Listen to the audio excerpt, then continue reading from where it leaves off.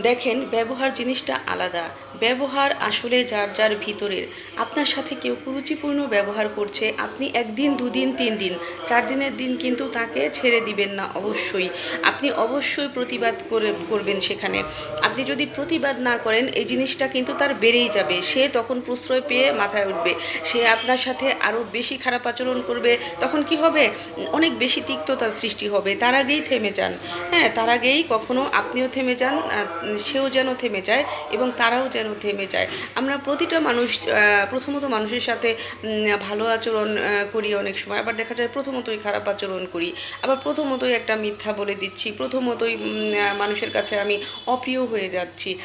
এটা করা যাবে না। আপনি ১ দিন ২ দিন ৩ দিন খারাপ ব্যবহার সহ্য করবেন, ৪ দিনের দিন করবেন না এবং আপনিও ঠিক একইভাবে অন্যের সাথে ভালো আচরণ করার চেষ্টা করবেন। কারণ ভালো আচরণ আপনার শিক্ষা। আপনার মা-বাবাকে সেখানে কিন্তু ফুটিয়ে তুলবে, আপনার পরিবারকে ফুটিয়ে তুলবে। তারপরে সে যদি আপনার সাথে তারপরেও ভালো আচরণ না করে, তারপরে আপনি সেখানে প্রতিবাদী হয়ে উঠবেন কিছুটা হলেও। কিন্তু সাংঘাতিক পর্যায়ে যেন চলে না যায়, এদিকটাও খেয়াল রাখবেন।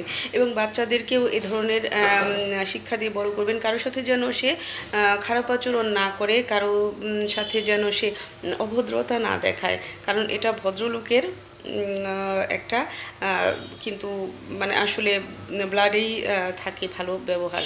ভালো ব্যবহার জিনিসটা সবার থাকে না। আবার দেখা যায় কি যে আসলে এটা একটা ভদ্রতার বহিঃপ্রকাশ।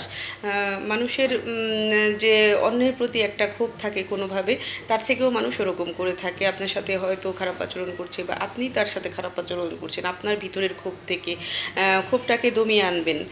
কখনোই উল্টাপাল্টা ভেবে বা কোনো মানুষ সম্পর্কে না জেনে তার প্রতি ক্ষুব্ধ হবেন না। অনেক ধন্যবাদ সবাইকে।